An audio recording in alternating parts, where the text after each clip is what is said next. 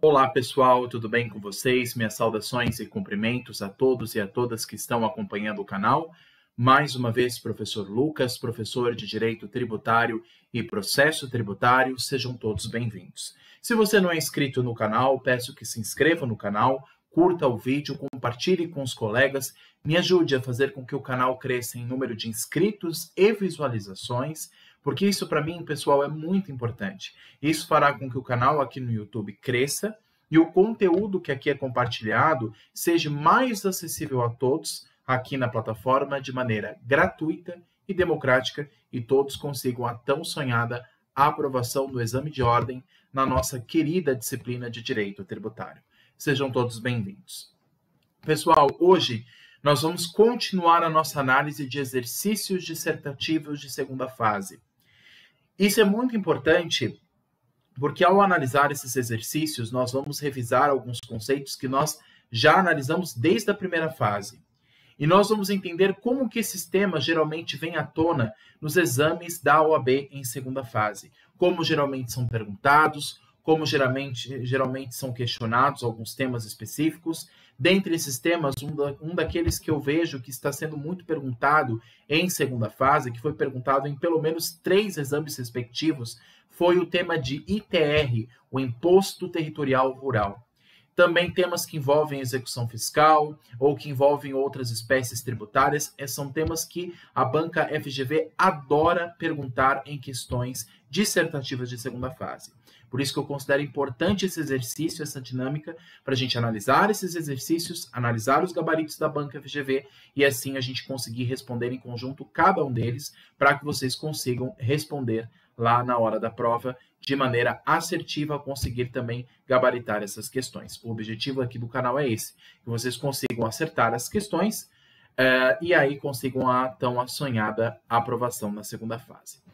Pessoal, então vou colocar a minha imagem aqui do lado, vou ampliar o slide de apresentação para nós analisarmos hoje mais um exame de segunda fase que caiu em 2022, para a gente analisar o que foi questionado nas questões dissertativas, que são 4 que caem em segunda fase, o que foi questionado na nossa disciplina de Direito Tributário. Vamos lá. Perfeito, pessoal, ampliando aqui o nosso PowerPoint. Então, a aula de hoje é a aula de número 10 e o objetivo, como eu disse, é analisar questões dissertativas, tá?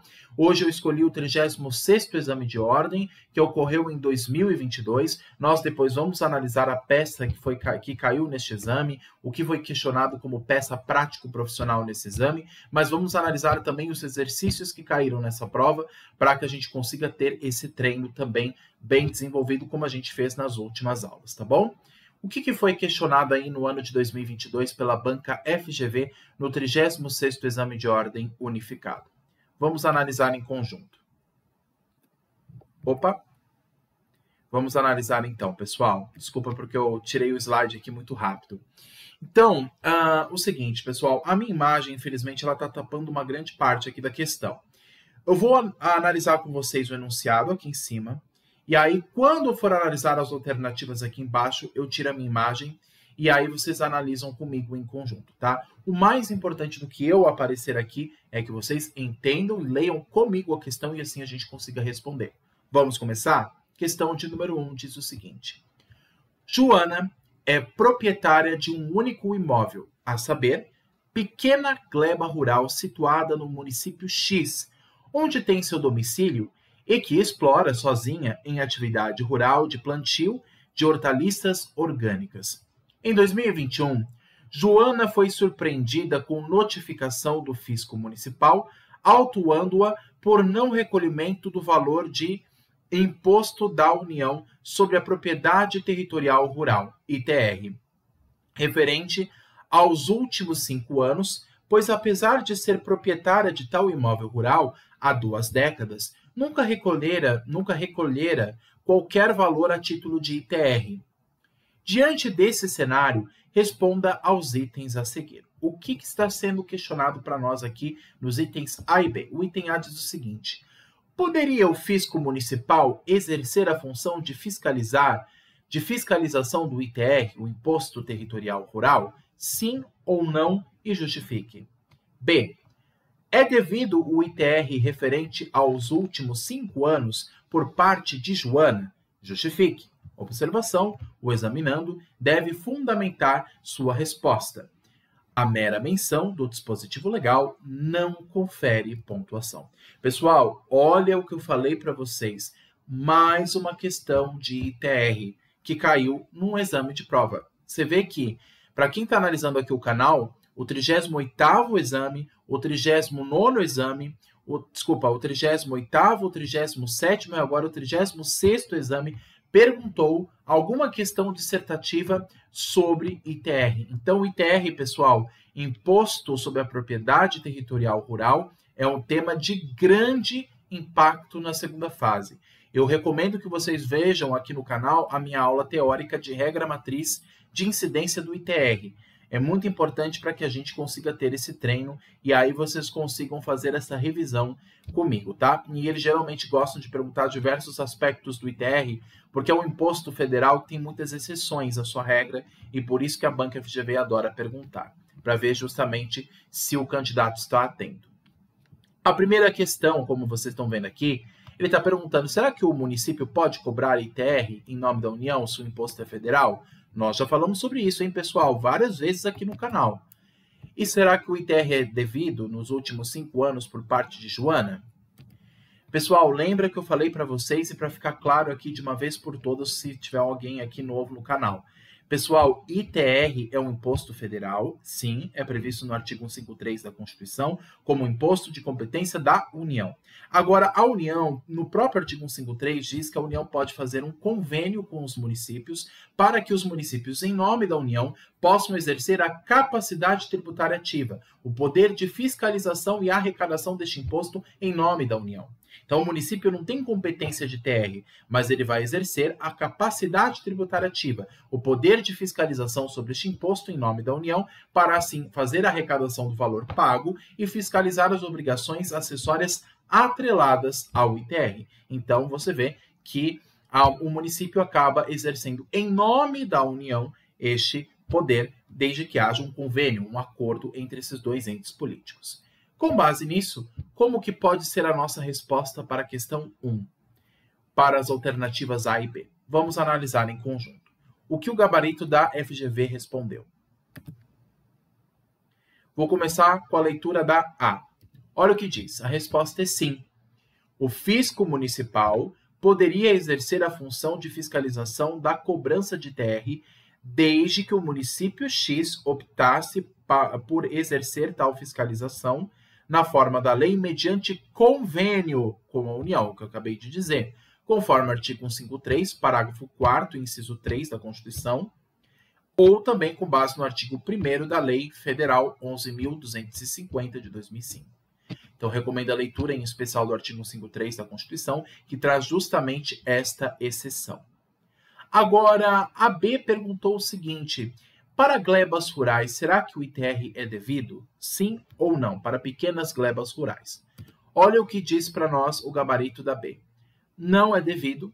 O ITR, o Imposto Territorial Rural, não incide sobre pequenas glebas rurais quando as explore o proprietário que não possua outro imóvel, constituindo hipótese de imunidade tributária, conforme o artigo 153, parágrafo 4º, inciso 2 da Constituição, e o artigo 2º, caput da Lei 9.393 de 93. Pessoal, então, olha só que interessante, uma hipótese de imunidade tributária. Nós já estudamos que imunidade é previsto no texto constitucional, e aqui no caso, no artigo 153, parágrafo 4º, inciso 2.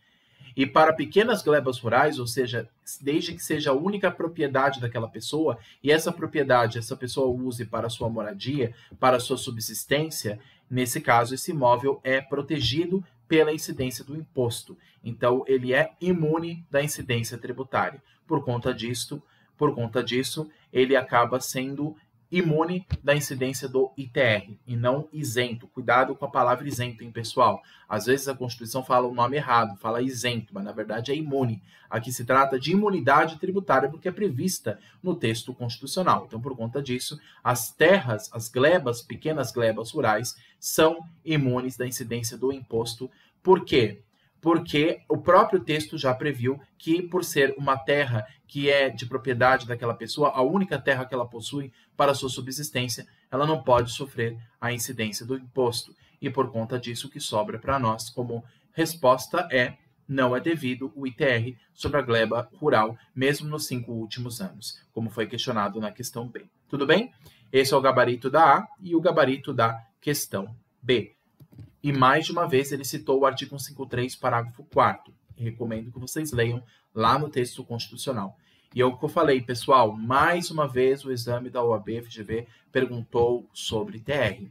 Não sei por qual motivo a FGV gosta de perguntar tanto sobre a matéria, mas eu suspeito que seja um deles é porque o ITR tem muitas exceções e muitos detalhes sobre a sua natureza jurídica. Então, por conta disso, a banca FGV ou OAB adora perguntar sobre imposto territorial rural. Fiquem atentos e deem uma olhada aqui no canal, na minha aula teórica que já postei aqui sobre ITR. Se vocês não tiverem acesso, se vocês tiverem alguma dúvida para acessar esta aula, me avisem que eu passo o link aqui para vocês. Inclusive, ela está salva aqui na minha playlist. Perfeito? Vamos então para a nossa próxima questão, questão de número 2. Vamos lá. O que a questão de número 2 está reservando para nós aqui como questionamento? Olha só o que ela diz. O município ABC instituiu, por meio de lei ordinária, uma taxa de serviço público exclusivamente de coleta domiciliar, remoção e tratamento ou destinação de lixo ou resíduos domiciliares, com base de cálculo atrelada à área do imóvel, e previu a isenção da referida taxa para funcionários públicos municipais. Diante de tal quadro, responda aos itens a seguir. O que diz para nós aqui nos itens A e B como questionamento? Questão A diz assim: o fato gerador da taxa está de acordo com a Constituição? E B, pode o município instituir tal isenção de taxa? Justifique. Será que existe, pessoal, taxa nessas condições, uma taxa de serviço público exclusivamente para coleta domiciliar, remoção e tratamento ou destinação de lixos ou resíduos domiciliares? Lembra que nós estudamos sobre as taxas? Nós temos as taxas sobre o serviço e as taxas sobre o poder de polícia. A taxa sobre serviço, segundo o CTN, o Código Tributário Nacional, ela serve para financiar serviço público específico e divisível. Serviços esses que são disponibilizados ao povo, à população, à coletividade, e que podem ser individualizados, ou seja, há como saber quem usufruiu daquele serviço ou não. Por conta disso, pessoal, uma das hipóteses desse serviço é o serviço de coleta de lixo domiciliar. Então, é uma hipótese de incidência de taxa, porque é um serviço público específico e divisível. Não é que nem iluminação pública das ruas, das praças, que não dá para saber quem usufruiu ou não. Mas na coleta de lixo dá para saber quais residências, quais domicílios usufruíram daquele respectivo serviço de coleta de lixo ou não. Então, por conta disso, por conta dessa diferenciação, dessa especificidade do serviço, é que dá para saber se pode aplicar ou não a taxa. E nesse caso é perfeitamente possível, porque a taxa só se enquadra em serviços específicos e divisíveis. Fora isso, não é possível. Então, com base naquilo que nós vimos, será que pode haver esse fato gerador para a taxa? Será que ele está de acordo com a Constituição? E será que o município pode estabelecer isenção de taxa? Será que isenção pode ser aplicado, pessoal, a taxas ou somente para os impostos? Será que a espécie tributária taxa, que é uma outra espécie diferente dos impostos, será que ela pode ser contemplada pelo benefício da isenção mediante lei prévia, mediante lei ordinária, como fez aqui o município ABC? Justifique a resposta. Como que o gabarito da FGV respondeu? Vamos analisar. Primeira questão, ele disse que sim, para A. Né? O que a gente pode responder para A? A taxa cobrada exclusivamente em razão dos serviços públicos de coleta domiciliar, remoção e tratamento ou destinação de lixo ou resíduos domiciliares provenientes de imóveis é específica e divisível e, portanto, está de acordo com o artigo 145, inciso 2 da Constituição Federal, conforme súmula vinculante 19 do Supremo Tribunal Federal ou mesmo do artigo 77 caput do CTN. Lembra que eu falei serviço público específico e divisível, e dentre eles o serviço de coleta de lixo de resíduos domiciliares. É muito mais fácil de você perceber isso. São serviços onde você sabe qual residência, qual condomínio usufruiu daquele serviço ou não. Aí você vê pela lista, inclusive divulgada pelo município. Então, o município que prestou esse serviço ao coletivo, àquela pessoa específica, ela vai cobrar a taxa de recolhimento de lixo. Tudo bem? Então, é um exemplo clássico e eu recomendo que vocês leiam a súmula vinculante 19 do STF, que consolidou esse entendimento jurisprudencial, ou seja, que é perfeitamente constitucional a existência de taxa de coleta de lixo domiciliar. Perfeito? E a questão B? A questão B, lembra que ela tinha perguntado para a gente? Será que o município pode instituir isenção de taxa? Será que isso é possível? Ou será que a isenção só se aplica a impostos? Ou será que existe alguma exceção a essa regra? Ou não? Qual que é a resposta? A resposta aqui, como nós podemos ver, do gabarito é não. Viola o princípio da isonomia, instituir tratamento desigual entre contribuintes que se encontrem em situação equivalente. Proibida qualquer distinção em razão de ocupação profissional ou função que por eles exercida, independentemente da denominação jurídica dos rendimentos, títulos ou direitos, conforme artigo 152 da Constituição. E vocês, claro, poderiam citar aqui também, como princípio da isonomia, o artigo 5º caput da Constituição também é perfeitamente possível. Todos são iguais perante a lei, e a tributação é também envolvido isso. Todos devem pagar os mesmos tributos, os mesmos impostos, as mesmas cobranças tributárias, as mesmas taxas, se estão em situação equivalente. Se há uma situação equivalente entre duas ou mais pessoas, elas devem ser tratadas de maneira igual perante a lei que existe aquela obrigação tributária.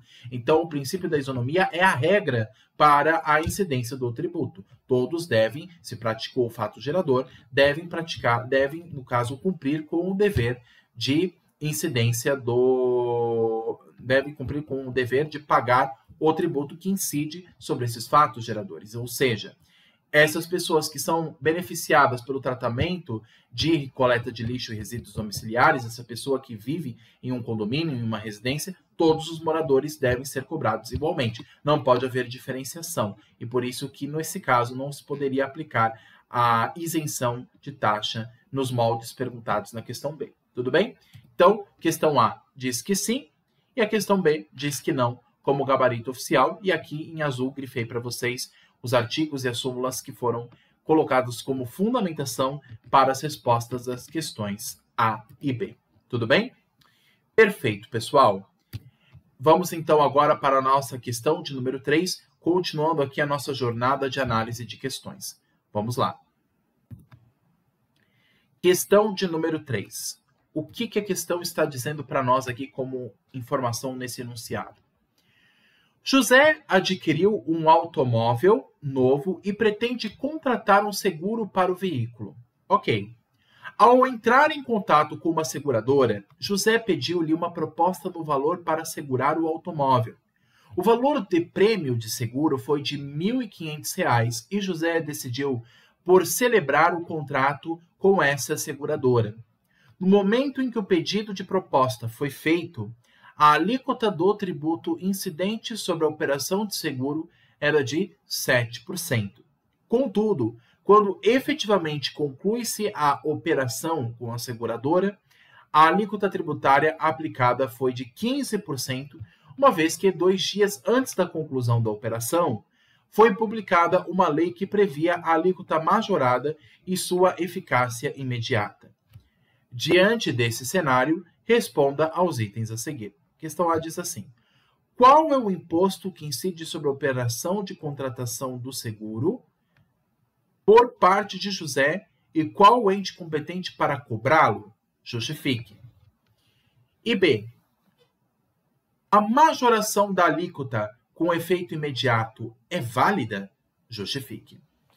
Contratação de seguro. Pessoal, será que existe algum imposto que tem como fato gerador serviço de seguros? Nós podemos, por exemplo, citar o IOF, que embora tenha esse nome abreviado, Imposto sobre Operações Financeiras, O artigo 153 da Constituição, ele dá o nome mais completo deste imposto, que é sobre as atividades de câmbio, sobre também as atividades de circulação de dinheiro, né? E também sobre as operações bancárias e também sobre o seguro. O IOF, ele incide, pessoal, sobre operações de seguro. E ele tem como sua base de cálculo, nesse caso, o valor a ser segurado. E aí a questão B diz que será que a alíquota deste imposto, no caso, se for o IOF, tem efeito imediato? Lembra que o IOF é um exemplo de imposto extrafiscal. A sua alíquota pode ser alterada por mero ato do Poder Executivo Federal. Não precisa de lei prévia. E pode ser majorada ou diminuída a qualquer tempo por ato administrativo, por conta da sua natureza extrafiscal, para atender a sua natureza de extrafiscalidade, como imposto que regula uma atividade econômica, como o câmbio, o seguro, as atividades bancárias, a transição bancária. Este imposto pode ter a alíquota ajustada a qualquer tempo para adaptar este imposto à dinâmica maleável, que é a dinâmica de mercado, a dinâmica econômica. Será que é o IOF aqui, gente, o imposto que caberia para o nosso caso? Porque ele justamente pergunta qual que é o imposto. Ele falou imposto, hein? Tributo, no caso, aqui imposto que ele está perguntando. Então não é taxa nem contribuição. Está perguntando o imposto. Será que pode ser o IOF nesse caso? E se for o IOF, será que ele pode ter a sua majoração de alíquota aplicada de maneira imediata e sem previsão de lei? Qual será a resposta para a questão A e B para essa questão, né, questão de número 3, para os enunciados da A e da B? Qual será a resposta para cada um deles? Olha só o que a Banca FGV disse. O imposto em questão, que nós estamos falando, o imposto incidente sobre as operações de seguro, é o imposto sobre operações de crédito, câmbio e seguros, e sobre operações relativas a títulos e valores mobiliários, comumente conhecido como IOF, Imposto sobre Operações Financeiras. É que eles abreviam esse nome comprido em apenas IOF, que é de competência federal da União, que tem sua previsão no artigo 153, inciso 5 da Constituição Federal, ou no artigo 63, inciso 3 do CTN, ou 18 do Decreto 6.306 de 2007, ou mesmo do artigo 2º, inciso 3 do Decreto 6.306 de 2007. Tudo bem? Então, aqui, pessoal, no caso, o que se aplica é o IOF, que é um imposto em questão, é um imposto que tem como base vários fatos geradores, que eles abreviam como operações financeiras, mas envolve operação de crédito, de câmbio, de seguro, e, no caso, ele perguntou sobre seguros. Então, no caso, só poderia ser o IOF. Aí a questão B, será que pode majorar a alíquota de IOF? Por que que pode? Olha o que diz a questão B como gabarito oficial. Sim, é válido tal majoração de alíquota. Ao IOF, como um tributo extrafiscal, como eu acabei de falar, não se aplica o princípio da anterioridade tributária, seja em sua vertente do exercício financeiro seguinte, seja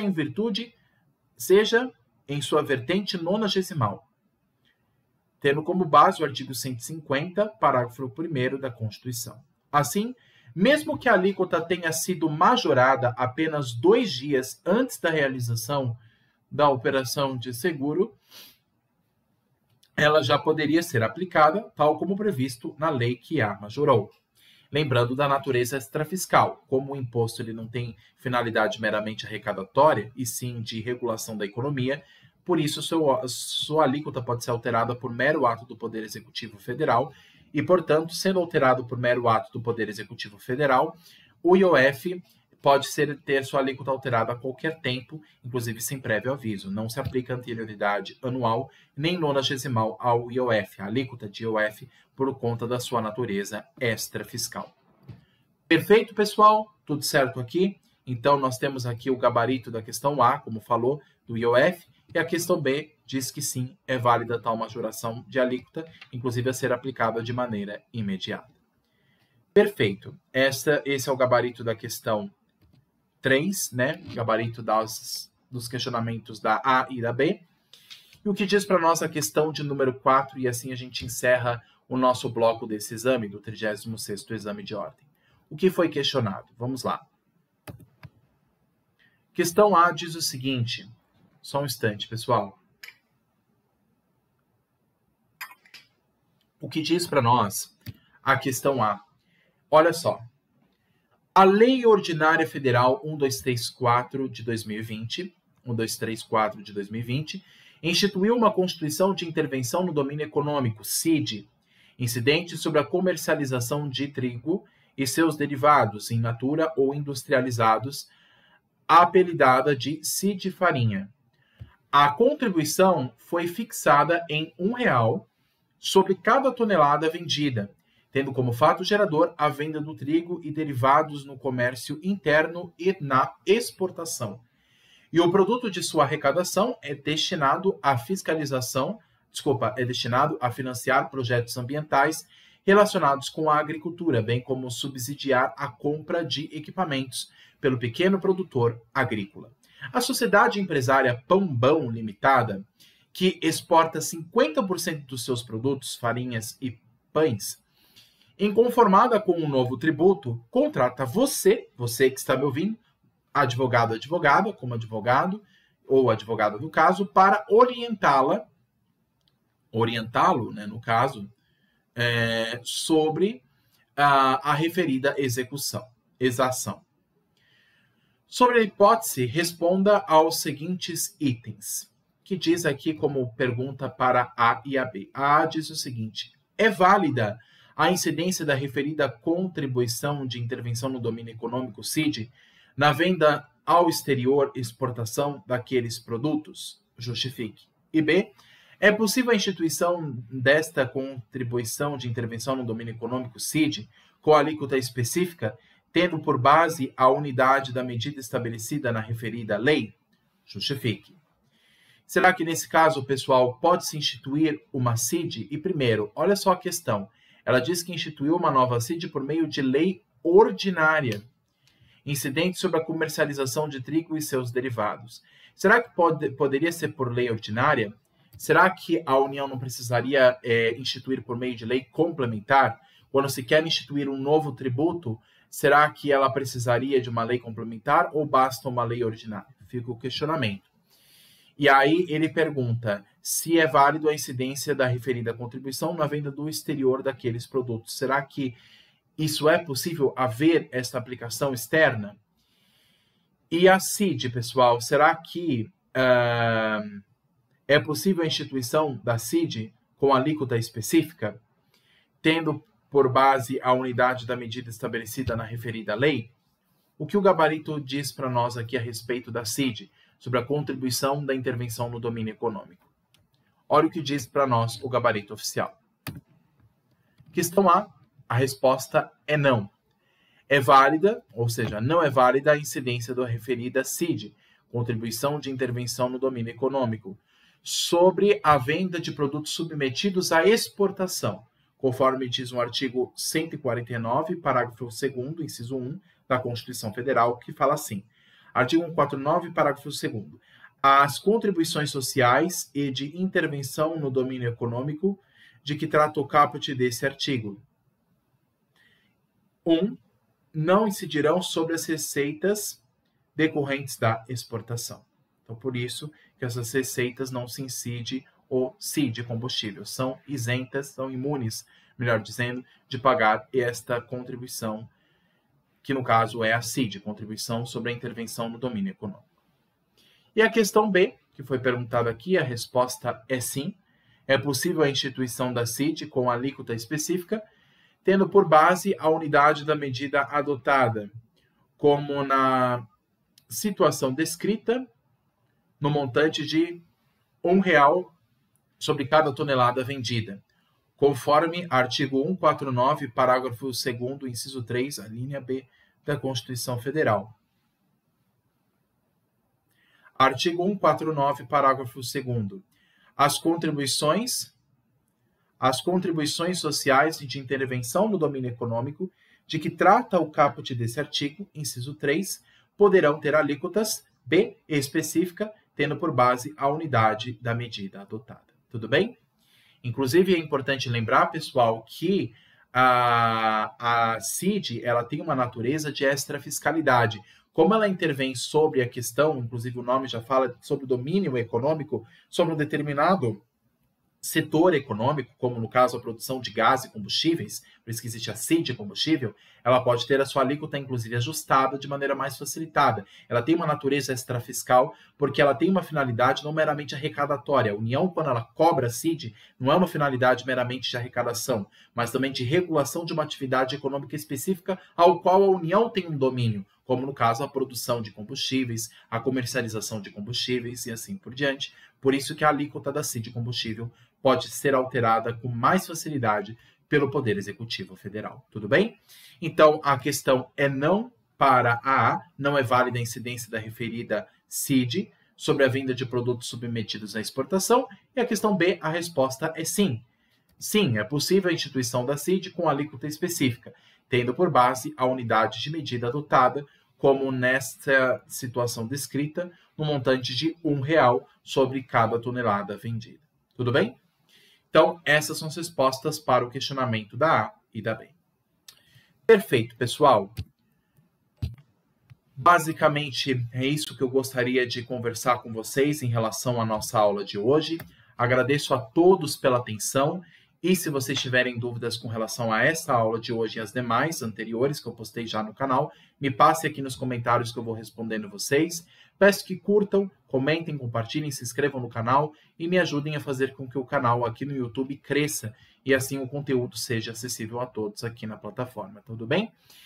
E é isso, pessoal. Quem quiser também o slide de apresentação da aula de hoje e também das outras aulas, me avise também nos comentários, me passe o e-mail de vocês que eu compartilho com vocês esse material, seja em versão Word ou em versão... Desculpa, seja em versão PowerPoint ou em versão digitalizada, no caso o PDF. Como vocês preferirem, eu encaminho para vocês, tudo bem? E é isso, pessoal. Vou tirar aqui dos slides de apresentação, ampliar minha imagem